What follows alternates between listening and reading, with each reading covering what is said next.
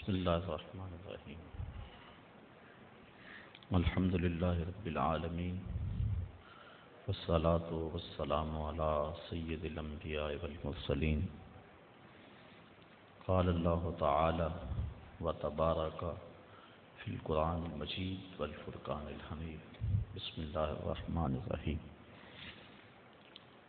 مثل الذين ينفقون أموالهم في سبيل الله كمثل حبة أنبتت 7 سنابل في كل سنبلة 100 حبة والله يضاعف لمن يشاء والله واسع عليم. الذين ينفقون أموالهم في سبيل الله ثم لا يتبعون ما أنفقوا منا ولا أذى لهم أجرهم عند ربهم ولا خوف عليهم ولا هم يحزنون. قول معروف ومغفرة خير من صدقة يتبعها أذى والله غني حليم. يا أيها الذين آمنوا لا تبطلوا صدقاتكم بالمن والأذى كالذي ينفق ماله رياء الناس ولا يؤمن بالله واليوم الآخر فمثله كمثل صفوان عليه تراب فأصابه وابل فتركه صلدا لا يقدرون على شيء مما كسبوا والله لا يهدي القوم الكافرين. ومثل الذين ينفقون أموالهم ابتغاء مرضات الله وتثبيتا من أنفسهم كمثل جنة بربوة أصابها وابل فآتت أكلها ضعفين فإن لم يصبها وابل فطل والله بما تعملون بصير. أيود أحدكم أن تكون له جنة من نخيل وأعناب تجري من تحتها الأنهار له فيها من كل الثمرات وأصابه الكبر وله ذرية ضعفاء فأصابها إعصار فيه نار فاحترقت كذلك يبين الله لكم الآيات لعلكم تتفكرون.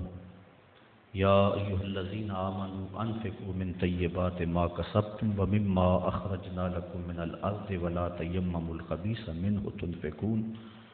منه تنفقون ولستم بآخذيه إلا أن تغمضوا فيه واعلموا أن الله غني حميد. الشيطان يعدكم الفقر ويأمركم بالفحشاء والله يعدكم مغفرة منه وفضلا والله واسع عليم. يؤتي الحكمة من يشاء ومن يؤت الحكمة فقد أوتي خيرا كثيرا وما يذكر إلا أولو الألباب. وما أنفقتم من نفقة أو نذرتم من نذر فإن الله يعلمه وما للظالمين من أنصار. إن تبدوا الصدقات فنعما هي وإن تخفوها وتؤتوها الفقراء فهو خير لكم ويكفر عنكم من سيئاتكم والله بما تعملون خبير. ليس عليك هداهم ولكن الله يهدي من يشاء وما تنفقوا من خير فلأنفسكم وما تنفقون إلا ابتغاء وجه الله وما تنفقوا من خير يوفى إليكم وأنتم لا تظلمون. للفقراء الذين أحصروا في سبيل الله لا يستطيعون ضربا في الأرض يحسبهم الجاهل أغنياء من التعفف تعرفهم بسيماهم لا يسألون الناس إلحافا وما تنفقوا من خير فإن الله به عليم. الذين ينفقون أموالهم بالليل والنهار سرا وعلانية فلهم أجرهم عند ربهم ولا خوف عليهم ولا هم يحزنون. صدق الله مولانا العظيم وصدق رسوله النبي الكريم الرؤوف الرحيم. اللهم نور قلوبنا بالقرآن وزين أخلاقنا بالقرآن وادخلنا الجنة بالقرآن ونجنا من النار بالقرآن. قال الله تعالى وتبارك في شان حبيبه مخبرا وآمرا إن الله وملائكته يصلون على النبي يا أيها الذين آمنوا صلوا عليه وسلموا تسليما. الصلاة والسلام عليك يا رسول الله وعلى آلك وأصحابك يا محبوب رب العالمين الصلاة والسلام عليك يا راحة العاشقين وعلى آلك وأصحابك يا محبوب رب العالمين۔ تمام حمد و ثنا، تعریف و توصیف اللہ جل مجدہ الکریم کی ذات پاک کے لیے، جو خالق کائنات بھی ہے اور مالک شش جہات بھی۔ اللہ جل وعلا کی حمد و ثنا کے بعد حضور نبی اکرم شفیع امم رسول محتشم نبی مکرم اللہ کے پیارے امت کے سہارے رب کے محبوب دانائے غیوب مالک رقاب امم فخر عرب و عجم والی کون و مکان سیاہ لا مکان سید انس و جاں سرور لالا رخاں نیر تاباں سر نشین مہوشاں ماہ خوباں شہنشاہ حسینہ تتمہ دوراں سر خیل زہرہ جمالاں جلوہ صبح ازل نور ذات لم یزل باعث تکوین عالم فخر آدم و بنی آدم نیر بطحا رازدار ما اوہا شاہد ما طغا صاحب علم نشرہ معصوم آمنہ احمد مجتبیٰ حضرت محمد مصطفیٰ صلی اللہ علیہ وسلم کے حضور ناز میں اپنی عقیدتوں ارادتوں اور محبتوں کا خراج پیش کرنے کے بعد انتہائی واجب الاحترام ذوی الاحتشام برادران اسلام، السلام علیکم ورحمۃ اللہ وبرکاتہ۔ سورۃ البقرہ سے کچھ آیات آپ کے سامنے تلاوت کرنے کا شرف حاصل کیا اور انہی کے ضمن و ذیل میں کچھ باتیں آپ کے گوش گزار کروں گا۔ اللہ تعالی جل شانہ کی بارگاہ میں بصمیم قلب دعا ہے کہ میری زبان پہ کلمۃ الحق جاری فرمائے۔ ارشاد فرمایا،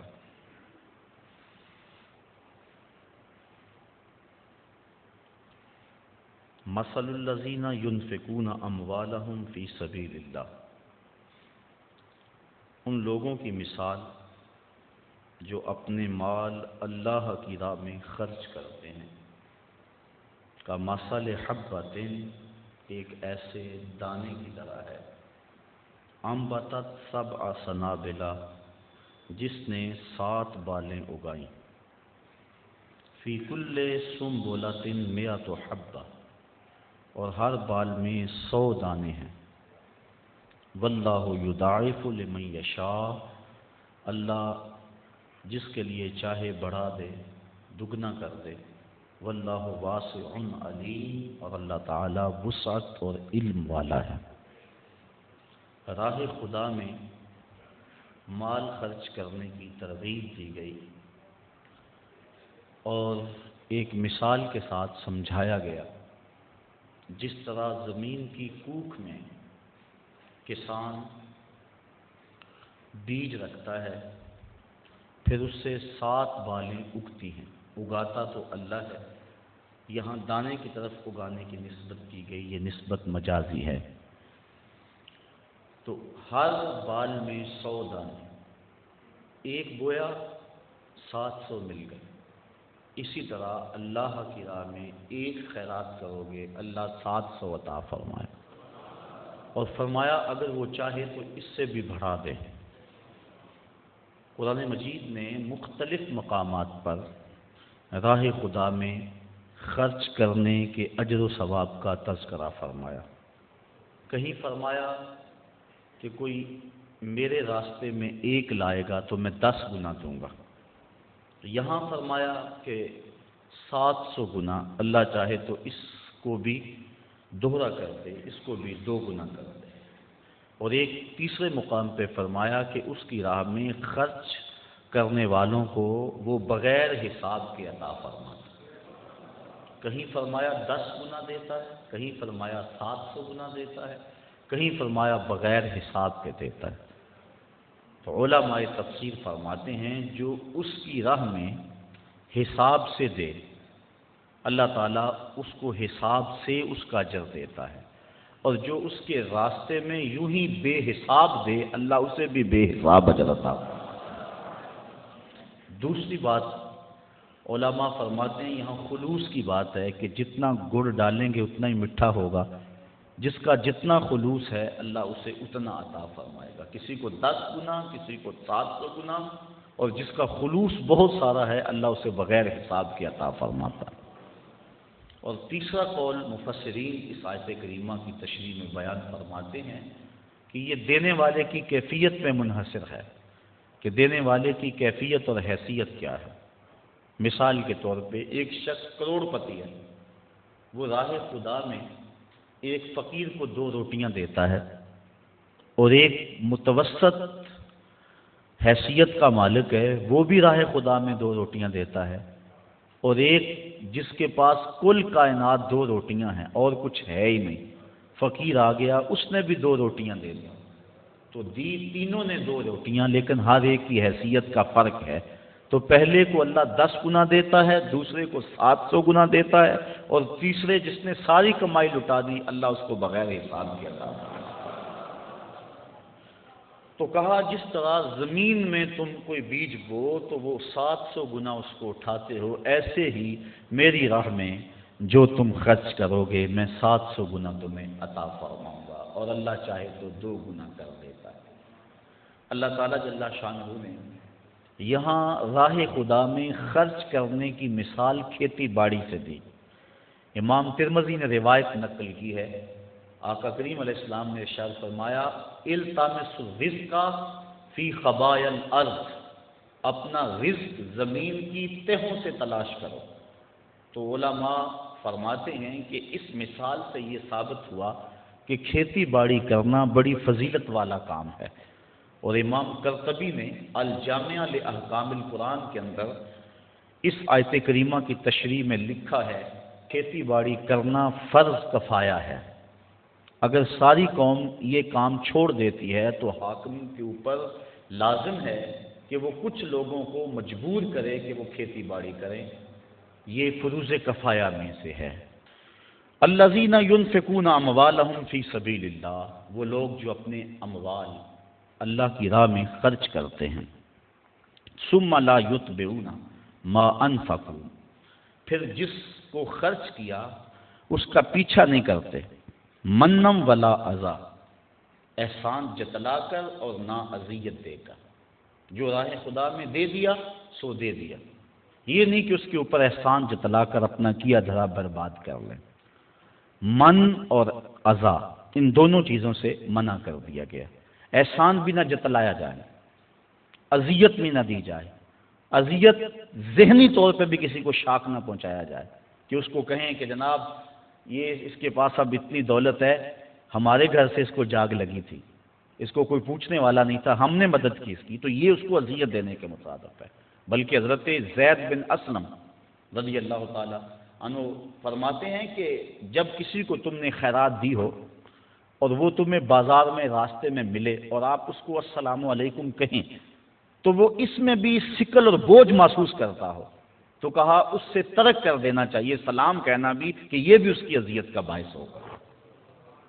تو آج تو ہم کسی کو خیرات دے کر اس کی غربت کا اشتہار لگا دیتے ہیں، پہلے کہا کرتے تھے نیکی کر دریا میں ڈال، اب ہم کہتے ہیں نیکی کر اخبار میں ڈال۔ نیکی کی اور کسی غریب کو اگر ہم نے خیرات بھی دی، عید پیکج بھی دیا، تو پھر 7-8 اخباروں میں جب تک تصویر نہ چھپے اتنی دیر تک تسکین نہیں ملتی۔ غریبوں کی غربت کا مذاق اڑاتے ہو، تمسخر کرتے ہو، اس انداز سے دو کہ ان کی عزت نفس مجروح نہ ہو۔ تو نہ من اور نہ اذا، کسی طرح سے ان کی اذیت کا سامان نہ بنو۔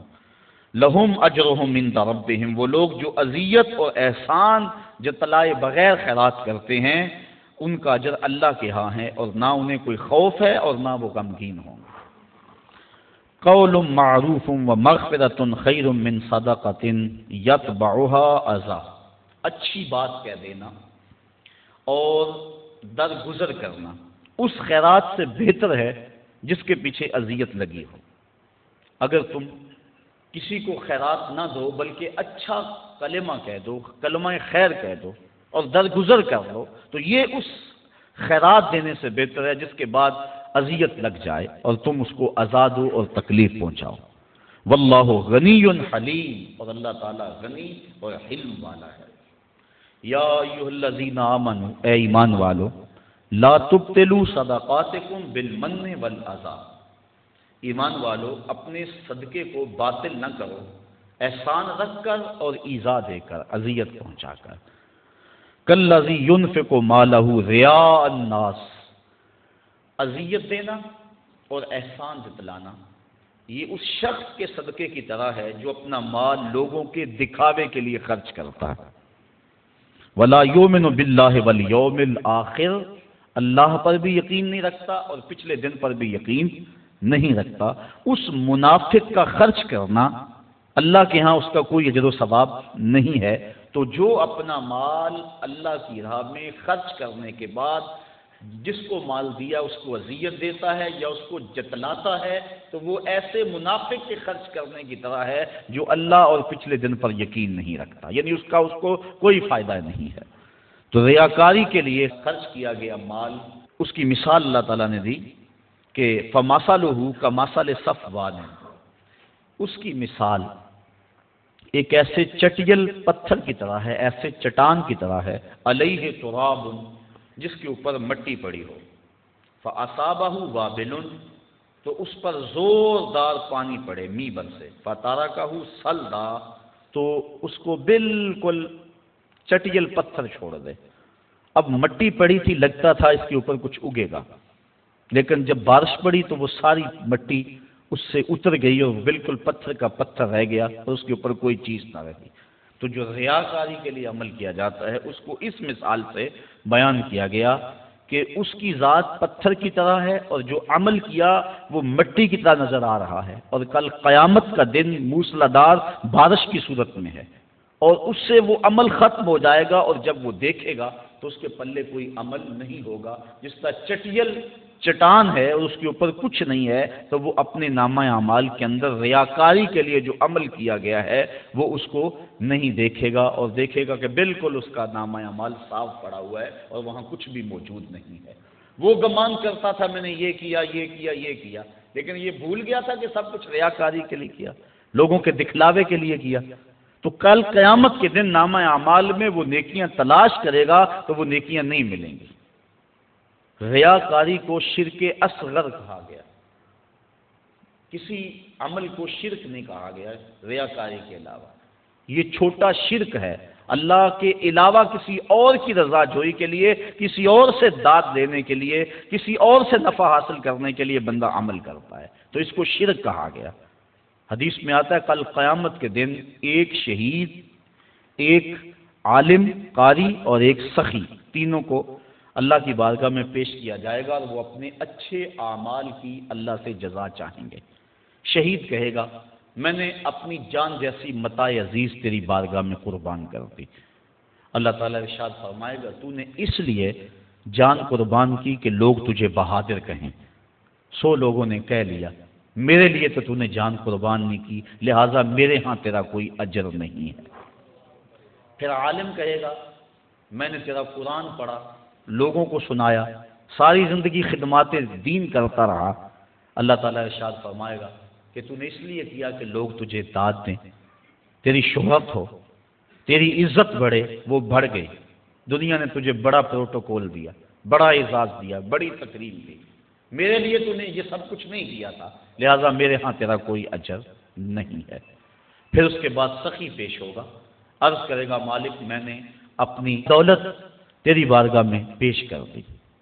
دولت کا خرچ کرنا نفس پہ انتہائی شاق ہے، تو میں نے اس کو تیری راہ میں خرچ کیا، مجھے اس کا صلہ اور اس کی جزا دی جائے۔ اللہ تعالیٰ ارشاد فرمائے گا تو نے دولت اس لیے خرچ کی کہ لوگ تجھے سخی کہیں، تیری سخاوت کی دھوم مچے، تیری سخاوت کی دھوم مچ گئی، تجھے سخی کہا گیا، تو بڑا سماجی کارکن کہلایا، لیکن تو میری رضا کے لیے نہیں کیا تھا، لوگوں سے داد وصول کرنے کے لیے یہ سب کچھ کیا تھا۔ اخبار میں تیری تصویریں بھی چھپی، تجھے میڈل بھی دیے گئے، تجھے اعزاز و تکریم سے بھی نوازا گیا، تجھے سخی کہا گیا، تو نے میرے لیے یہ کچھ نہیں کیا تھا، لہٰذا میرے پاس تیرے اس عمل کی کوئی جزا نہیں ہے۔ تو اس طرح فرمایا کہ سخی بھی، شہید بھی اور وہ قاری بھی جو اللہ کی بارگاہ میں اپنے عمل لے کے پیش ہوں گے، ان کو کوئی جزا نہیں دی جائے گی۔ مومن جو عمل کرتا ہے اس کا مقصد اللہ کی رضا ہونا چاہیے تو اجر ہے، ورنہ پانی کے اوپر لگائی گئی لکیر کی طرح کچھ بھی نہیں ہوتا، وہ عمل ضائع ہو جاتا ہے۔ تو اللہ تعالیٰ جل شانہ نے فرمایا کہ ایسے ہے اس ریاکار کی مثال جس طرح پتھر کے اوپر گرد پڑی ہو اور موسلادھار بارش برسے تو وہ گرد ختم، پتھر کا پتھر۔ اسی طرح وہ سمجھتا ہے کہ میرے نامہ اعمال میں یہ نیکی ہے، لیکن جب قیامت کا دن آئے گا تو نامہ اعمال میں کوئی نیکی موجود نہیں ہوگی، پھر ڈاڈا پچھتاوا ہوگا۔ واللہ لا یہدی القوم الکافرین، اللہ کافر قوم کو ہدایت نہیں دیتا۔ وَمَثَلُ الَّذِينَ يُنْفِقُونَ أَمْوَالَهُمُ ابْتِغَاءَ مَرْضَاتِ اللَّهِ، یہ تو ان کی مثال تھی جنہوں نے ریاکاری کے لیے مال خرچ کیا، اور یہ اس کی مثال ہے جو اپنے مال اللہ کی رضا کے لیے خرچ کرتے ہیں، مقصد رب راضی ہو جائے، مقصود یہ ہے۔ وَتَثْبِيتًا مِنْ أَنفُسِهِمْ، اور اپنے دل جمانے کو کہ ان کا دل استقلال کا نور حاصل کر جائے، چونکہ مال کا خرچ کرنا میں نے عرض کیا کہ نفس پہ بڑا شاق ہے، لیکن جب انسان مال کو راہ خدا میں خرچ کرتا ہے نفس پہ گرانی آتی ہے، لیکن اس کا مقصد اگر رضا الہی ہو تو پھر اس گرانی کے بعد اس کو ایک لذت آنا شروع ہو جاتی ہے، ایک حظ اور ایک لطف ملتا ہے، اور وہ اس عبادت کا، خرچ کرنے کی عبادت کا نور ہے جو اس کے دل میں اترتا ہے۔ پھر اس کا جی چاہتا ہے میں اور راہ خدا میں خرچ کروں، تو پھر وہ اور کرتا ہے، تو اس کا دل اس کے اوپر اس تشویش کا اظہار نہیں کرتا جو پہلی مرتبہ خرچ کرنے میں اس کے دل نے کہا تھا۔ تیرے بچے چھوٹے چھوٹے ہیں، کاروبار اگر آگے چاہ کے ختم ہو گیا تو پیسے جمع ہوں گے تو کام آئیں گے، یہ ساری دلیلیں جو نفس دیتا تھا اب وہ دلیلیں چھوڑ دیتا ہے، دل تثبیت پا جاتا ہے، دل استقلال کی دولت پاتا ہے، پھر وہ تیسری مرتبہ خرچ کرتا ہے تو اس کو خرچ کرنے میں لذت ملتی ہے، اور وہ لذت پھر اس کی زندگی کا سرمایہ بن جاتی ہے، وہ سارا مال بھی خرچ کر دے اسے کوئی پرواہ نہیں ہوتی۔ حضرت سیدنا صدیق اکبر رضی اللہ تعالیٰ عنہ کی مثال ہمارے سامنے ہے، جو اس مرتبے کے اندر درجہ کمال پر پہنچے کہ سارا مال قدموں میں ڈھیر کر دیا۔ آقا کریم نے پوچھا ما اب کہتا لأہلک یا ابو بکر، ابو بکر گھر والوں کے لیے کیا چھوڑا؟ تو کہا اب کہتو لہم اللہ ورسولہ، حضور میرے سامنے بھی آپ ہیں، میرے گھر بھی آپ ہیں، وہ اپنے نام لیواؤں کو تنہا چھوڑتے کب ہیں، جہاں ہم دم نہ ہو کوئی وہاں سرکار ہو۔ اللہ اکبر، یہ ہے وہ استقلال۔ جب یہ آیت نازل ہوئی نا من ذا الذی یقرض اللہ قرضا حسنا، کون ہے جو اللہ کو قرض حسنا دے؟ تو حضرت ابو الدہداء رضی اللہ تعالی عنہ حضور کا ہاتھ پکڑا اور عرض کی حضور کیا واقعی اللہ نے ہم سے قرض مانگا ہے؟ اللہ اکبر، کیسی اس کی کرم نوازی، خود عطا کرتا ہے پھر خود کہتا ہے مجھے دو۔ اللہ اکبر، یہ اس کی کرم نوازی۔ غریب کے لیے بھی آزمائش ہے، اس کو غربت دی، وہ صبر کر کے دکھائے، اور امیر کے لیے بھی آزمائش ہے، اس کو دولت دی کہ وہ راہ خدا میں خرچ کر کے اس آزمائش میں پورا نکلے۔ جس کو دولت دی گئی وہ سوچے کہ میرے اندر کیا کمال دھرا تھا کہ مجھے دولت دے دی گئی، باقی جس طرح اعضائے بدنی ہیں دوسرے لوگوں کے ہیں، میرے بھی ایسے ہی ہیں، میری قسمت کے اندر یہ جو زیادہ دولت لکھ دی گئی، اور پھر مجھے کہا گیا تیرے مال میں حق ہے ان کا جو مانگنے آتے ہیں، اور ان کا بھی حق ہے جو عزت نفس کی وجہ سے مانگنے نہیں آتے، گھر کے کواڑ بند کر کے اندر ہی اللہ کی رحمتوں سے امید رکھتے ہیں اور کسی کے سامنے ہاتھ نہیں پھیلاتے، جا ان کو بھی تلاش کر، ان کی بھی جھولی بھر کے آ، جو آگے ہیں ان کو بھی دے، اور جو عزت نفس کے لیے اپنے گھر سے باہر نہیں نکلتے جا ان کو بھی جا کے دے کے آ، تیرے مال میں ان دونوں کا حق ہے، للسائل والمحروم، سائل کے لیے بھی اور محروم کے لیے بھی۔ اللہ اکبر۔ تو ابو الدہداء نے حضور کا ہاتھ پکڑا، عرض کی حضور کیا واقعی اللہ نے ہم سے قرض مانگا؟ فرمایا ہاں اللہ نے ہم سے واقعی قرض مانگا، اور یہ کہتے کہتے اپنے باغ کے قریب لے گئے۔ 700 کھجوروں کے درخت تھے ان کے باغ میں، اور کھجور کا درخت جب لگایا جائے کتنی دیر کے بعد پروان چڑھتا ہے، تو باغ کے مالک کی جان ہوتی ہے ان درختوں میں، اور درخت بھی 700، اور کل کمائی ہے بھی یہی، وہی باغ ان کا تھا، اس میں ان کی رہائش تھی، بچے بھی تھے۔ اب اس کے قریب کھڑے ہو کے عرض کی اگر واقعی اللہ نے ہم سے قرض مانگا ہے تو پھر آپ گواہ بن جائے سودے کے، یہ باغ میں نے اللہ کو قرضے میں دے دیا۔ ان کی بیوی اور ان کے بچے اس باغ میں رہائش پذیر تھے اور کوئی ان کا سرمایہ نہیں تھا. اب وہ باغ کے اندر نہیں جا رہے، اس باغ کے کنارے کھڑے ہو کے کہتے ہیں یا ام دہدا اخرجی، اے دہدا کی امی بچوں کو لے کر جلدی جلدی باہر آ جاؤ، یہ باغ اب ہمارا نہیں رہا، یہ ہم نے اللہ کو قرضے میں دے دیا. اس پاک باز نیک سیرت خاتون نے یہ نہیں کہا کہ ابو دہدا آگے ہم کس مکان میں جائیں گے، آگے کوئی انتظام کیا ہے، بلکہ اس نے جلدی جلدی اپنا سامان سمیٹا، بچوں کو لیا، باغ سے باہر آئی اور پھر کہتی ہے رابحہ بیعو کا یا ابا دہدا، اے دہدا کے ابو تو نے بڑا نفع والا سودا کر لیا ہے، تو نے بڑے نفع والا سودا کر لیا ہے. یہ وہ تھے جو حضور کی درس گاہ کے طالب علم تھے. تو راہ خدا میں خرچ کرنے سے دل کو تکلیف نہیں ہوتی، دل کو تشویش نہیں ہوتی، بلکہ دل قرار پاتا ہے. تو جب خدا کی راہ میں خرچ کر کے دل کو تشویش پہنچے تو سمجھو دل کو استقلال کی دولت نہیں ملی.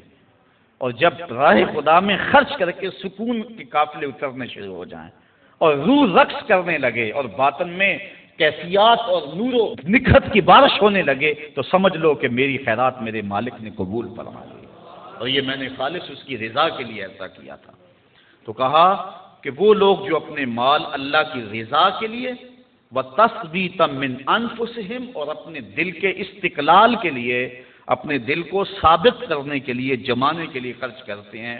کَمَثَلِ جَنَّةٍ، اس خرچ کرنے کی مثال ایسے باغ کی طرح ہے بِرَبْوَةٍ جو اونچی جگہ پر ہے، أَصَابَهَا وَابِلٌ جس کو موسلا دار بارش پڑی، اونچی جگہ پہ محلے وقوع اور بارش بھی موسلا دار، فَآتَتْ أُكُلَهَا ضِعْفَيْنِ تو اس کا پھل پھر دگنا آئے گا. اس کی مثال جس نے تثبیت قلب کے لیے اور اللہ کی رضا کے لیے مال خرچ کیا. فَإِن لَّمْ يُصِبْهَا اگر اس کو وہ موسلا دار بارش نہ بھی پہنچے، فَطَلٌّ تو اوس کا پڑنا، شبنم کے قطروں کا گرنا ہی اس کے پھل لانے کے لیے کافی ہوگا.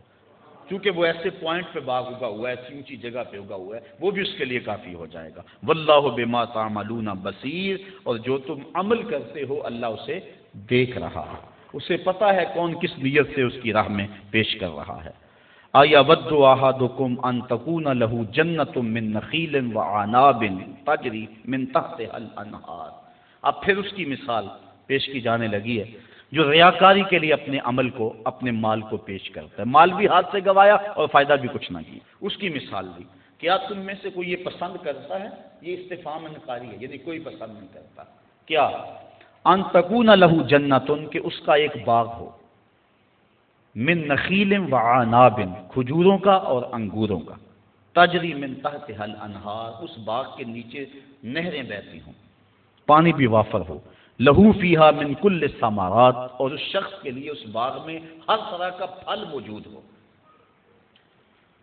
وَأَصَابَهُ الْكِبَرُ اور جس کا باغ ہے اس کو بڑھاپا آ لے، وہ بوڑھا ہو جائے، باغ جوان ہو گیا، بندہ بوڑھا ہو گیا، وَلَهُ ذُرِّيَّةٌ ضُعَفَاء اور اس کے بچے چھوٹے چھوٹے ہیں، بچے چھوٹے ہیں، آپ بوڑھا ہے، باغ جوان ہو گیا اور باغ میں بھی ہر شے ہے.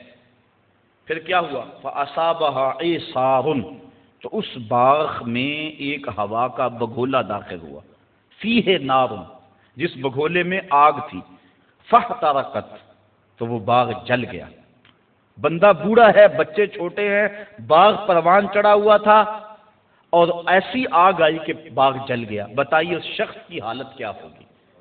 بوڑھا ہے، آگے باغ لگا نہیں سکتا، بچے کام اٹھا نہیں سکتے، باغ زندگی بھر کی کمائی تھی وہ جل گیا، اسے آسرا تھا اس باغ پر. بتاؤ اس کی کیا کیفیت ہوگی؟ کہا ایسے ہی جو شخص ریاکاری کے لیے مال خرچ کرتا ہے وہ سمجھتا ہے میرے نیکیوں کا باغ ہے، کل قیامت کے دن ملے گا، لیکن جب اس دن دیکھے گا تو وہ باغ جلا ہوا ہے. تو جس طرح اس شخص کی حالت ہوتی ہے اللہ نے مثال سے سمجھایا کہ اس کی حالت وہ ہوگی کہ میں نے ریاکاری کے لیے مال خرچ کیا اور مجھے اس کا کوئی صلہ بھی نہ ملا.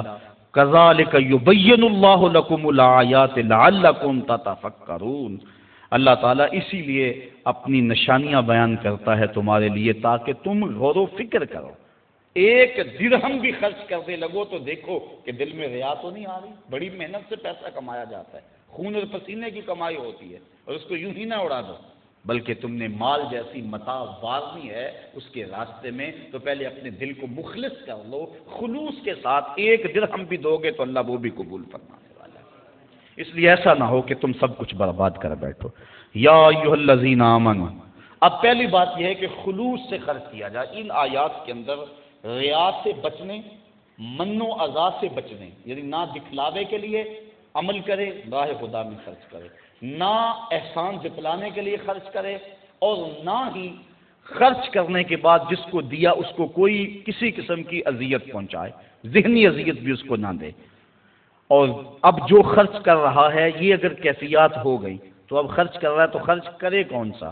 یا ایھا الذین آمنوا، اے ایمان والو، انفقوا خرچ کرو، من طیبات، پاکیزہ چیزوں میں سے، ما کسبتم، جو تم نے کمائی، ومما اخرجنا لکم من الارض، اور جو کچھ زمین سے نکالا گیا، جو کچھ ہم نے تمہارے لیے زمین سے نکالا، یعنی یہاں عشر کے وجوب پر دلیل ہے کہ جو بارشی پانی سے کھیتی سیراب ہو اس سے 10واں حصہ دینا واجب ہے، اور جو ٹیوب ویل سے یا خرید کر پانی جس کو لگایا گیا اس سے 20واں حصہ دینا واجب ہے۔ آج کل کثرت کے ساتھ ذمہ دار عشر نہیں دیتے، اسی وجہ سے ان کے اندر برکت نہیں ہے، اور اپنے مال کے اندر جو صدقہ ہے فصل کا اس کو شامل کر کے اپنا سارا مال خراب کر بیٹھتے ہیں۔ تو ان کے اوپر لازم ہے کہ وہ عشر دیں، اور جنہوں نے کمایا ہے ان کو بھی کہا کہ اپنی کمائی سے اللہ کے راستے کے اندر خرچ کریں۔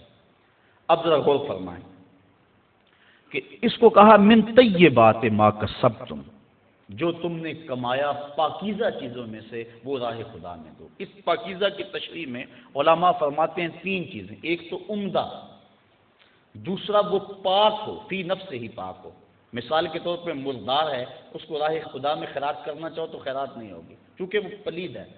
دوسرا پاک ہو اور حلال طریقے سے کمایا گیا ہو، طیب طریقے سے۔ بکری ہے، پاکیزہ ہے، اس کو راہ خدا میں خیرات کرنا چاہو ہو سکتی ہے، لیکن ہے چوری کی ہے حلال، لیکن جو ذریعہ ہے اس کے حاصل کرنے کا وہ حلال نہیں ہے، تو اس کا بھی صدقہ خیرات نہیں دی جائے گی۔ جس طرح کہ رشوت کے پیسوں سے لوگ قربانی دیتے ہیں، بڑی عید کے موقع پہ جگہ جگہ ناکے لگے دیکھے، میں نے ایک دن پوچھا کہ یہ کیا ماجرا ہے، کہنے لگے آج کل انہوں نے تو قربانی دینی ہے نا۔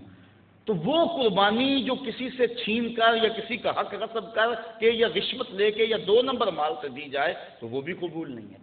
تو یہ بات ذہن میں رکھیں، طیب کی تشریح کے اندر علماء نے 3 چیزیں بیان فرمائی، ایک حلال ہو، حلال طریقے سے کمایا گیا ہو، پھر عمدہ ہو، جب راہ خدا میں خرچ کرنے لگو تو یہ نہیں ہے کہ ردی راہ خدا میں خرچ کر دو۔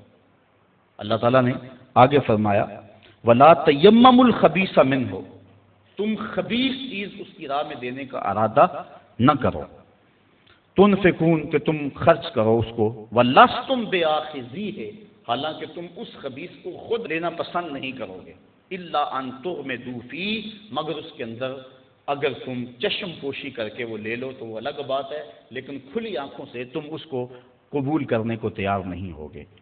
تو جب خدا کی راہ میں کوئی چیز دینا چاہو تو یہ نہیں کہ جو چیز بڑھ گئی اس کو جو ہے وہ خیرات کر دو، جو چیز کسی کام کی نہیں ہے اور کسی استعمال میں نہیں آ رہی ہے چل اس کو دے دو۔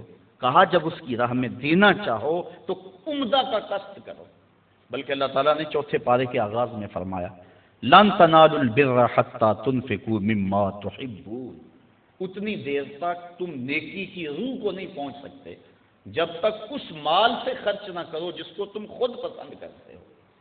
یعنی 2 چیزیں، ایک تم دینا چاہتے ہو، ایک رکھنا چاہتے ہو، ایک اپنے لیے رکھنا چاہتے ہو۔ تو جو اپنے لیے پسند کیا، جس کا انتخاب اپنے لیے کیا، جب تک اس سے نہ خیرات کرو نیکی کی حقیقت تمہیں نصیب نہیں ہوگی۔ امام اعظم امام ابو حنیفہ کے دور میں ایک شخص مرنے لگا، اس کے پاس دولت بہت ساری تھی لیکن بچے چھوٹے چھوٹے تھے۔ اس نے تھیلے کے اندر سونا ڈالا کہ یہ کسی کے سپرد کر جاؤں کہ میرے بچے بڑے ہوں تو ان کو دے دے۔ سوچا غریب کو دیا تو وہ سنبھال نہیں سکے گا، بچوں کو دیا تو وہ ضائع کر دیں گے۔ ایک دوست تھا اس کا امیر ترین، اس کو کہا کہ میاں یہ سونا اور تھیلا ہے، ساتھ وصیت نامہ لکھا، جب میرے بچے بڑے جوان ہو جائیں، بالغ ہو جائیں تو جو تیرا جی چاہے ان بچوں کو دے دینا۔ یہ اس نے وصیت کی اور وہ سب کچھ اس کے سپرد کیا۔ بچے جوان ہوئے، اس نے لوگوں کو بلایا، بچوں کو بلایا، سونا تھیلا سب کچھ سامنے رکھا، وصیت نامہ پڑھا۔ کن کے باپ نے جب مرتے ہوئے مجھے یہ سونا تھیلے میں ڈال کر دیا تو ساتھ یہ وصیت نامہ لکھ کر دیا کہ جب میرے بچے جوان ہوں گے جو تیرا جی چاہے بچوں کو دے دینا. تو اس نے سونا اپنے پاس رکھ لیا اور خالی تھیلا بچوں کو دے دیا. اب سارے کہیں ظلم ہوا ہے، یتیموں کے ساتھ ظلم ہوا ہے، لیکن کریں کیا کہ وصیت نامہ ہی ایسا تھا، نہ عدالتی چارہ جوئی ہو سکتی ہے، نہ اس کو کہا جا سکتا ہے. سارے کہیں ظلم ہوا. علماء سے پوچھا، کہا ظلم ہوا، لیکن کیا کہا جا سکتا ہے؟ وصیت نامہ کے اندر بات ہی ایسی تھی کہ اس نے زیادتی کی ہے اور سب کچھ خود رکھ لیا. امام اعظم امام ابو حنیفہ سراج الامہ امام الائمہ، آپ کی خدمت میں لوگ حاضر ہوئے کہ یوں یتیموں کے ساتھ یہاں زیادتی ہوئی، لیکن وصیت نامے کی عبارت اس طرح کی تھی، اس لیے کوئی بول بھی نہیں سکتا. آپ کو ارشاد فرمائیں. کہا دوبارہ سب لوگوں کو جمع کر لو، اسے بھی بلا لو، بچوں کو بھی بلا لو. بلا لیا گیا. کہا میاں وصیت نامہ پڑھو. وصیت نامہ پڑھا گیا کہ یہ سونا ہے، تھیلے میں ڈال کے تجھے دے رہا ہوں، جب میرے بچے جوان ہو جائیں گے جو تیرا جی چاہے وہ بچوں کو دے دینا. آپ نے فرمایا پھر پڑھو. اس نے پھر پڑھا.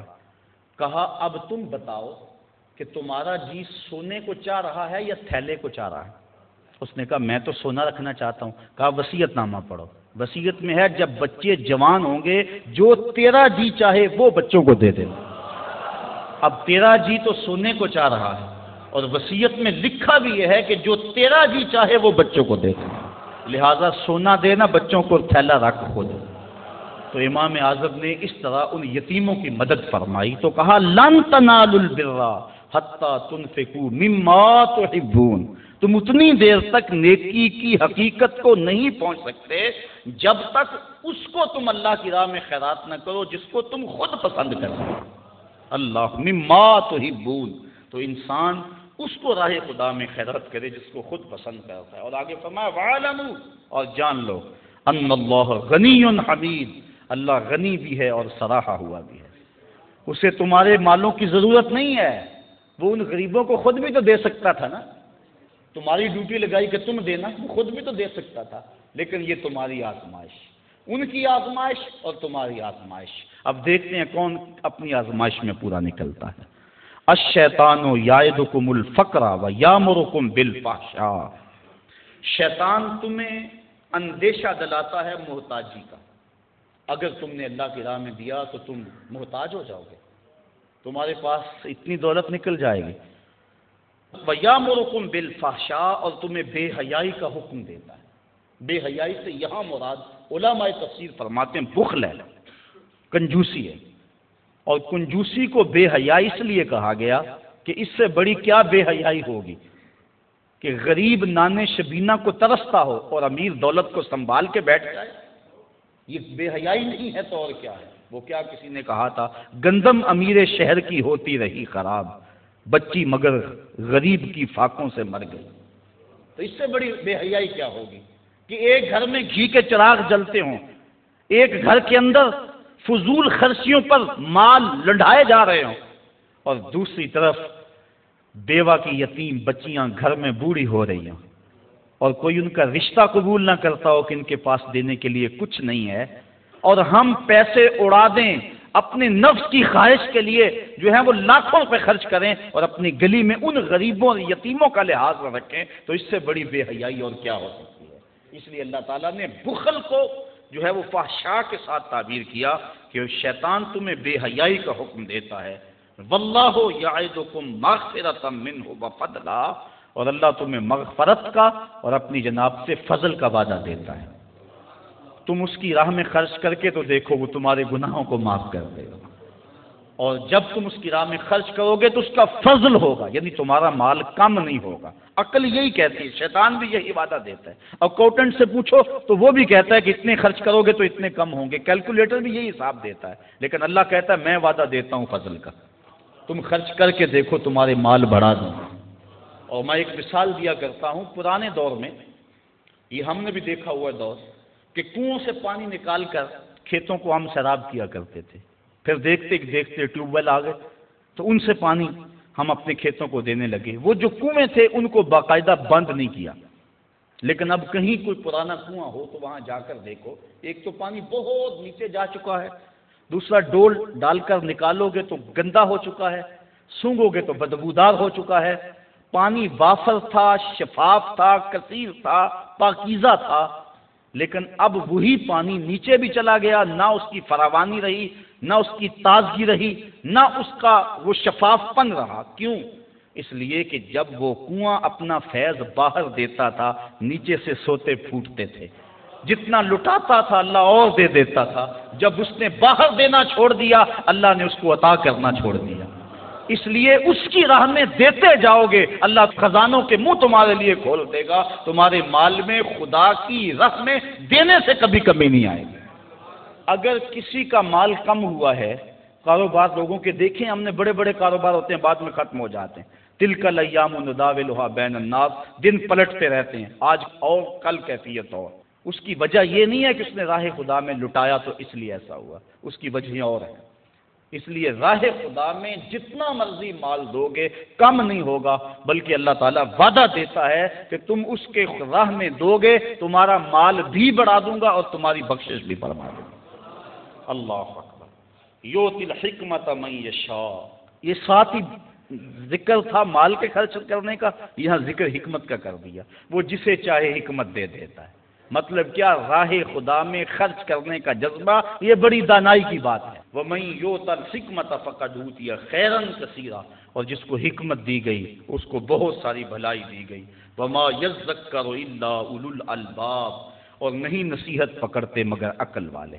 بے وقوف نصیحتیں نہیں پکڑتے، عقل والے نصیحتیں پکڑتے ہیں۔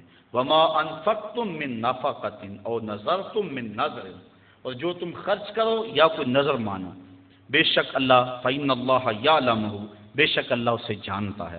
وَمَا لِلظَّالِمِينَ مِنْ أَنصَارٍ، اور ظالموں کا کوئی مددگار نہیں ہے۔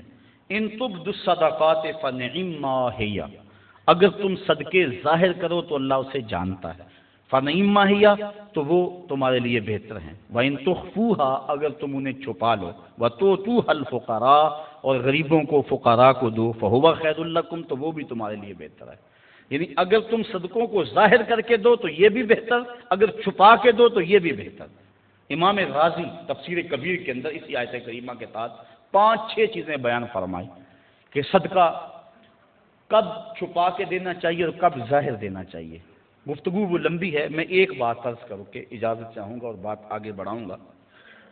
2 طرح سے جو ہے وہ صدقہ دیا جاتا ہے، ظاہر اور پوشیدہ۔ اور اس میں اگر کسی شخص کو آپ دے رہے ہیں، کسی ذات کو دے رہے ہیں، تو پھر اس وقت مستحب اور بہتر یہ ہے کہ آپ چھپا کے دیں۔ کسی کی مدد ذاتی طور پہ کر رہے ہیں، غریب ہے، بیوہ ہے، یتیم ہے، تو پھر اس کی غربت کا اشتہار نہ لگائیں، پھر بہتر ہے کہ چھپ کے دیں۔ اور آقا کریم نے فرمایا 7 اشخاص قیامت کے دن اللہ کے عرش کا ٹھنڈا سایہ پائیں گے جب کوئی سایہ نہیں ہوگا۔ ان میں ایک شخص یہ فرمایا وَرَجُلٌ تَصَدَّقَ بِصَدَقَةٍ فَأَخْفَاهَا حَتَّى لَا تَعْلَمَ شِمَالُهُ مَا تُنْفِقُ يَمِينُهُ، وہ آدمی جس نے تنہائی میں صدقہ دیا اور اتنا خفیہ دیا کہ جو دائیں ہاتھ نے کیا وہ بائیں کو خبر نہ ہو۔ فرمایا کل قیامت کے دن جب کوئی سایہ نہیں ہوگا، اللہ اسے اپنے عرش کا ٹھنڈا سایہ نصیب فرمائے، اور جو عرش کے سائے تلے ہوگا قیامت کی تکلیف سے محفوظ ہوگا۔ جو عرش کے سائے تلے ہوگا وہ قیامت کی پریشانیوں سے محفوظ ہوگا۔ جو عرش کے سائے تلے ہوگا اس کو جام کوثر ضرور دیا جائے گا، اور جو ایک گھونٹ بھی پی لے گا 50,000 سال کے دن میں اسے کبھی بھی پیاس نہیں لگے گی۔ تو جس نے اپنے صدقے کو خفیہ دیا، دائیں نے دیا، بائیں کو خبر نہ ہو، اللہ اکبر۔ بلکہ علماء اس کی تشریح میں لکھتے ہیں کہ جس کو صدقہ دیا جا رہا ہے بہتر ہے کہ اس کو بھی خبر نہ ہو، اس انداز سے اس کے گھر میں پھینک آؤ کہ اسے بھی پتہ نہ ہو کہ میرے اوپر کون مہربانی کر گیا۔ اللہ اکبر۔ اگر ایسا ہو تو یہ انتہائی خفیہ حالت ہے۔ اللہ اکبر، اللہ اکبر۔ تو کہا کہ اگر تم صدقہ خفیہ دو تو وہ بھی تمہارے لیے بہتر ہے، اور اگر تم ظاہر دو تو ظاہر دینا کس وقت مستحب ہے؟ جس میں کسی شخص کی ذات کا معاملہ نہ ہو۔ مثال کے طور پہ مسجد کے لیے فنڈ مانگا جا رہا ہے، دارالعلوم کے لیے مانگا جا رہا ہے، کسی ہاسپٹل کے لیے مانگا جا رہا ہے، کسی اور رفائی کام کے لیے مانگا جا رہا ہے، لہٰذا وہاں آپ اس نیت سے کہ اگر میں اٹھ کے اعلان کروں گا تو میرے دیکھا دیکھی کئی اعلان کریں گے، لہٰذا مدد ہو جائے گی۔ تو آقا کریم نے ایک مرتبہ جہاد کے لیے فنڈ مانگا تو ایک صحابی نے جلدی سے آغاز کر دیا، اس کو دیکھنے سے باقی بھی اٹھ کھڑے ہوئے، تو آقا کریم نے اس وقت فرمایا تھا من سنہ فی الاسلام میں سنتن حسنتن فلہ اجرھا، جس نے اسلام میں ایسے اچھے طریقے کو رائج کیا اللہ تعالیٰ اس کو اس کا اجر عطا فرمائے گا، اور اس کے دیکھا دیکھی جس نے اس کام کو کیا اللہ اس کا اجر بھی سے عطا فرمائے گا۔ تو اس نیت سے اگر ظاہر کر لیا جائے تو وہ زیادہ فضیلت والا ہے۔ دوسرا، اگر آپ خفیہ کی بجائے اعلانیہ کرتے ہیں تو اس سے آپ کے نفس پر ریاکاری کا امکان پیدا ہو جاتا ہے، تو پھر بہتر یہ ہے کہ ریاکاری سے بچنے کے لیے خفیہ صدقہ کیا جائے تاکہ اللہ تعالیٰ آپ کے اس عمل کی برکت آپ کو نصیب فرمائے، ورنہ ایسا ہوگا کہ ریاکاری سے سب کچھ برباد ہو جائے گا۔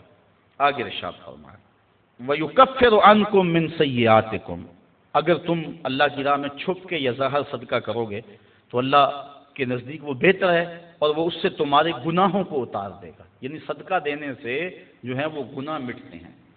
واللہ بما تعملون خبیر، اور جو تم کر رہے ہو اللہ اس کو دیکھ رہا ہے، نہیں کسی نے دیکھا، جس کو تم نے دیا اس نے بھی نہیں دیکھا، کسی کو نہیں کانوں کان خبر ہوئی، لیکن جس کے لیے دے رہے ہو وہ تو دیکھ رہا ہے۔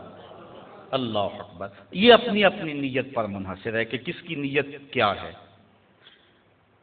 لیس علیک ھداھم ولکن اللہ یہدی من یشاء، اے حبیب آپ کے اوپر لازم نہیں ہے کہ ان کافروں کو جو ہے وہ آپ ہدایت دیں، بلکہ اللہ جس کو چاہتا ہے ہدایت دے دے۔ یہ کفار کو صدقہ دینے کے جواز پر آیت نازل ہوئی۔ صحابہ صدقہ اپنا دیتے تھے، اپنوں کو مسلمانوں کو بھی، لیکن ان کے رشتہ دار کافر بھی ہوتے جو پریشان ہوتے، تو دل میں آتا یہ کافر ہیں، تو اللہ تعالیٰ نے اجازت دی کہ ان کو بھی آپ دے سکتے ہیں۔ تو کافر کو صدقہ واجبہ نہیں لگتا، یعنی زکوٰۃ نہیں لگتی، صدقہ فطر نہیں لگتا، اور منت کا جو صدقہ ہے وہ نہیں لگتا، واجبہ نہیں لگتا، نافلہ صدقے جو ہیں ویسے تعاون کر دیا جائے تو وہ اس کو لگ جاتا ہے۔ اس کی دلیل قرآن مجید کی یہ آیت ہے، وَمَا تُنْفِقُوا مِنْ خَيْرٍ فَلِأَنفُسِكُمْ، اور تم جو اچھی چیز دو تو تمہارا ہی اس میں بھلا ہے، فائدہ تمہیں ہی ہوگا، تمہارا ہی بینک ہے۔ وَمَا تُنْفِقُونَ إِلَّا ابْتِغَاءَ وَجْهِ اللَّهِ، اور تمہیں خرچ کرنا مناسب نہیں مگر اللہ کی رضا چاہنے کے لیے۔ وَمَا تُنْفِقُوا مِنْ خَيْرٍ يُوَفَّى إِلَيْكُمْ، اور جو مال تم خدا کی راہ میں دو گے اس کا تمہیں پورا پورا اجر ملے گا۔ وَأَنْتُمْ لَا تُظْلَمُونَ، تمہارے سے ظلم نہیں کیا جائے گا، جتنا دیا اس کا پورا پورا اجر ملے گا۔ لِلْفُقَرَاءِ الَّذِينَ أُحْصِرُوا فِي سَبِيلِ اللَّهِ، یہ کہا کہ کافروں کو تم صدقہ دے سکتے ہو، لیکن فرمایا تمہارے صدقے کے زیادہ حقدار وہ ہیں، کون؟ لِلْفُقَرَاءِ الَّذِينَ، وہ فقیر لوگ، احسروا فی سبیل اللہ، جو اللہ کی راہ کے اندر رکے ہوئے ہیں۔ اس سے مراد احسروا فی سبیل اللہ سے مراد مفسرین نے اصحاب صفہ لیے ہیں۔ یہ 400 کے قریب صحابہ تھے، 300 سے لے کر 400 تک ان کی تعداد مختلف روایات میں آئی ہے۔ جو مسجد نبوی میں رہتے تھے، ان کا نام کوئی گھر تھا نہ ان کے اہل تھے، بس سارا دن مسجد نبوی میں رہتے، حضور نے ان کے لیے ایک چبوترا بنوا دیا جس کو صفہ کا چبوترا کہا جاتا ہے، تو وہ اس پہ بیٹھے رہتے، حضور کے انتظار میں رہتے، آقا کریم آتے تو وہ حضور سے دین سیکھتے، بلا تعین اوقات حضور سے دین سیکھتے۔ کسی غزوے پر حضور ان کو چاہتے تو ساتھ لے جاتے، کسی سرایہ پہ بھیجتے تو وہ حضور کے حکم کی جو ہے وہ تعمیل کرتے، زیادہ کوشش کرتے کہ وہ لکڑیاں اکٹھی کر کے ان کو بیچ کر اپنے پیٹ کا گزارا کرتے، لیکن مصروفیت کیونکہ تعلیم دین میں تھی تو وہ کمائی نہیں کر سکتے تھے۔ اللہ تعالیٰ جل شانہ نے یہاں باقاعدہ یہ بات ارشاد فرما دی، لا یستطیعون ضربا فی الارض، وہ زمین پر چل نہیں سکتے، یعنی باقاعدہ وہ کاروبار نہیں کر سکتے کیونکہ وہ دین کے علم کے لیے رکے ہوئے ہیں۔ کہا تمہارے صدقے کے زیادہ حقدار یہ طلباء ہیں، دین والے لوگ جو اپنا سب کچھ چھوڑ کے دین سیکھ رہے ہیں۔ یحسبهم الجاہل اغنیاء من التعفف، سوال نہ کرنے کی وجہ سے اس کو ناواقف آدمی سمجھتے ہیں یہ تو بڑے ٹھیک ٹھاک ہیں، یہ تو غنی ہیں، چونکہ ہر بندہ اندر نہیں جھانک سکتا۔ وہ کیا کسی نے کہا تھا نا، ہستی پلکوں کے نیچے غم بھی پلتے ہیں، ہستی پلکوں کے نیچے غم بھی پلتے ہیں، مگر کون دیکھتا ہے اتنی گہرائی میں۔ تو وہ بظاہر ان کے چہرے مورے ایسے ہیں کہ لگتا یہ ہے کہ یہ بڑے ٹھیک ٹھاک ہیں، ضرورت ہی نہیں ہے، لیکن مالداروں کے اوپر لازم ہے کہ ان کو بھی تلاش کریں جو مانگتے نہیں ہیں، ان کے گھر جا کے ان کی اعانت کر کے آئیں۔ اللہ نے اپنے محبوب سے مخاطب کر کے کہا تعرفہم بسیماہم، محبوب تو ان کی پیشانیوں سے پہچان لیتا ہے، لوگ نہ جانے تجھے تو پتہ ہے نا۔ حضرت ابو ہریرہ رضی اللہ تعالیٰ عنہ باہر آ کے بیٹھ گئے، کہتے مجھے بھوک بڑی لگی ہوئی تھی اور اتنی بھوک کہ گزارا نہیں ہو رہا تھا، بیٹھا نہیں جا رہا تھا۔ میں نے کہا کوئی آدمی گزرتا میرے چہرے کو دیکھ کے پہچان لے گا۔ پھر ایک صحابی آئے، میں نے ان سے ایک مسئلہ پوچھا، وہ مسئلہ بتا کے چلے گئے۔ دوسرے آئے، میں نے قرآن کی آیت کے بارے میں پوچھا، وہ بتا کے چلے گئے۔ پھر دل و قلب و نگاہ کے مرشد اولین آ گئے۔ میں نے حضور سے مسئلہ پوچھا، حضور نے کہا ابو ہریرہ بھوک لگی ہوئی ہے؟ میں نے کہا ہاں حضور بھوک لگی ہوئی ہے۔ پوچھا مسئلہ؟ آقا کریم میں بھوک لگی ہے؟ ہاں حضور بھوک لگی ہے۔ مسئلہ ہی یہی تھا؟ کہتے ہیں آ جاؤ میرے ساتھ آ جاؤ۔ پھر وہ روایت آپ علماء سے سنی کہ حضور اندر چلے گئے، اجازت دی۔ حضرت ابو ہریرہ فرماتے ہیں میں دیکھا دودھ کا ایک پیالہ پڑا، کہا ابو ہریرہ جاؤ جو صفہ پہ بیٹھے ان کو بھی بلا لاؤ۔ میں سوچا وہ تو 70 ہیں اور دودھ کا پیالہ ایک، لیکن حضور کا حکم تھا، میں بلا لایا، کہا اب ان کو پلاؤ۔ کہا پریشان تھا لیکن جب پہلے نے پیا ایک قطرہ بھی کم نہ ہوا۔ میں سمجھ گیا حوض کوثر کی نہروں سے کنیکشن جڑ گیا۔ کہا کہ ان سب کو پلاؤ، کہا ایک نے پیا، پھر دوسرے نے پیا، 70 آدمی دودھ پی گئے۔ اللہ اعلیٰ حضرت فرماتے ہیں ہاں جناب ابو ہریرہ، کیسا تھا وہ جام شیر جس سے 70 صاحبوں کا دودھ سے منہ بھر گیا۔ اللہ اکبر۔ کہتے ہیں پھر حضور نے مجھے پلایا، کہا اور پیو اور پیو، حتیٰ کہ میں شراب ہوا، حضور اب نہیں پیا چاہتا۔ پھر آقا کریم نے وہ پیالہ لیا۔ استاد المکرم فرمایا کرتے تھے یہ تو دیکھتے ہو کہ ایک دودھ کا پیالہ 70 کے لیے کافی ہو گیا، یہ بھی تو دیکھو کونین کا سردار اور 70 کا جوٹا پی رہا، اس پہلو پہ بھی ذرا نظر جائے۔ اللہ اکبر۔ تو کہا محبوب تم تو جانتے ہو ان کے چہروں سے، اللہ اکبر، کہ وہ لوگوں سے سوال نہیں کرتے، لا یسألون الناس الحافا، وہ لوگوں سے لپٹ کر سوال نہیں کرتے، بڑے خوددار ہوتے ہیں۔ عموماً ایسے لوگوں کی تلاش بڑی ضروری ہے کہ جو لوگوں سے سوال نہیں کرتے، ورنہ ہم نے دیکھا ہے کہ جو لوگ مانگنے والے ہیں، سوال کرنے والے ہیں، وہ تو لاکھوں روپے جمع کر لیتے ہیں، اور جو بیچارے عزت نفس کا لحاظ رکھنے والے ہوتے ہیں ان تک کوئی بھی نہیں پہنچتا۔ آپ دیکھ لیں، اپنے معاشرے کے اندر سروے کر کے دیکھ لیں، یہ ہماری ذمہ داری ہے، محروم تک بھی پہنچنا اور سائل تک بھی پہنچنا۔ اور یہ بات ذہن میں رکھیں کہ سوال کرنا یہ مومن کی شان نہیں ہے، بلکہ حضرت سیدنا صدیق اکبر جا رہے تھے تو آپ کا کوڑا گر گیا، گھوڑے سے اترے اور نیچے سے اٹھایا اور پھر بیٹھے۔ خادم نے عرض کی حضور آپ فرما دیتے میں اٹھا کے دے دیتا۔ کہا حضور نے سوال کرنے سے منع کیا، اس لیے میں نہیں سوال کرنے کی ہمت رکھتا۔ یہاں تک جو ہے وہ ہمارے جو ہے وہ اسلاف جو بزرگ جو ہیں صحابہ اس کا خیال رکھتے تھے۔ ہاں علماء نے اجازت دی اگر مرنے کا اندیشہ ہو، بھوک اتنی ستائے تو بقدر ضرورت سوال کر لینا جائز ہے، بقدر ضرورت سوال کر لینا جائز ہے، لیکن ضرورت سے زیادہ کا سوال کرنا جائز نہیں ہے۔ آقا کریم نے فرمایا کہ جو ضرورت سے زیادہ سوال کرنے والے ہیں ان کے بارے فرمایا یہ جہنم کے انگارے ہیں، اب اس کی مرضی ہے تھوڑے اکٹھے کر لے یا زیادہ اکٹھے کر لے۔ جو مال بڑھانے کے لیے فرمایا سوال کرتا ہے وہ جہنم کے انگارے اکٹھے کر رہا ہے، چاہے تھوڑے کر لے چاہے وہ زیادہ کر لے۔ اس لیے غربت اگر مل جائے اس کی آزمائش میں پورا اترنا چاہیے اور اپنی عزت نفس کو مجروح نہیں ہونے دینا چاہیے۔ وما تنفقوا من خیر فإن اللہ بہ علیم، اور جو تم خیرات کرو اللہ اسے خوب جانتا ہے۔ الذین ينفقون اموالهم باللیل والنہار سرا وعلانیۃ فلهم اجرهم عند ربهم ولا خوف علیہم ولا هم یحزنون، اور وہ لوگ جو اپنے مال خیرات کرتے ہیں رات میں، دن میں، چھپ کر اور ظاہر، اللہ تعالیٰ جل شانہ کے ہاں ان کا اجر ہے اور نہ خوف ہے اور نہ وہ غم زدہ ہوں گے۔ حضرت علی المرتضیٰ کے پاس 4 درہم تھے، جب آپ نے یہ پڑھا کہ وہ رات کو کرتے ہیں، دن کو کرتے ہیں، چھپ کے کرتے ہیں، ظاہر کرتے ہیں، آپ نے 1 درہم دن کو خیرات کیا، 1 رات کو کیا، 1 چھپ کر کیا، 1 ظاہر کیا۔ کہا کہ ساروں میں میرا نام آ جائے، چھپ کر خیرات کرنے والوں میں بھی میرا نام آ جائے، ظاہر خیرات کرنے والوں میں بھی میرا نام آ جائے، دن میں خیرات کرنے والوں میں بھی میرا نام آ جائے، رات میں خیرات کرنے والوں میں بھی میرا نام آ جائے۔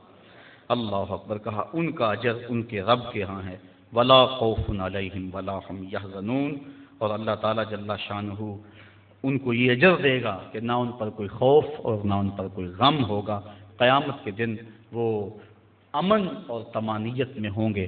اللہ تعالیٰ جل شانہ کی بارگاہ میں یہ دعا کرنی چاہیے، اللہ ہمیں رزق حلال اور رزق وسیع عطا فرمائے، اور پھر اس کو اس کے راستے میں لٹانے کی توفیق دے دے۔ اور اگر غربت پہنچی ہے تو یہ بھی آزمائش ہے، اس غربت میں اپنی غربت کو تماشا بنانے سے ہم گریز کریں اور اس غربت میں صبر کریں۔ مومن جب کسی تکلیف میں صبر کرتا ہے، فرمایا اگر اس کے پاؤں میں کانٹا بھی چبھے اور اس پر جو تکلیف ہوتی ہے اس پر صبر کرے تو اللہ اس کے بدلے اسے جنت عطا فرمائے۔ اس لیے اگر غربت ہے تو پھر بھی کہیں مالک تیرا کرم، جس حالت میں ہوں میرے نیچے بھی تو کئی لوگ ہیں، اور اگر اللہ نے دولت دی ہے تو سمجھیں کہ آج کرم نوازی ہے میرے اوپر، کل کا پتہ نہیں، راہ خدا میں جتنی لٹائی جا سکتی ہے لٹا دو، تو اللہ تعالیٰ اس کی برکتیں نصیب فرمائے گا۔ مال کی گردش ہوتی رہے تو مال بڑھتا رہتا ہے، جو مال رک جائے ٹھہر جائے وہ اس متعفن پانی کی طرح ہو جاتا ہے۔ اللہ اپنی راہ میں خرچ کرنے کی توفیق عطا فرمائے۔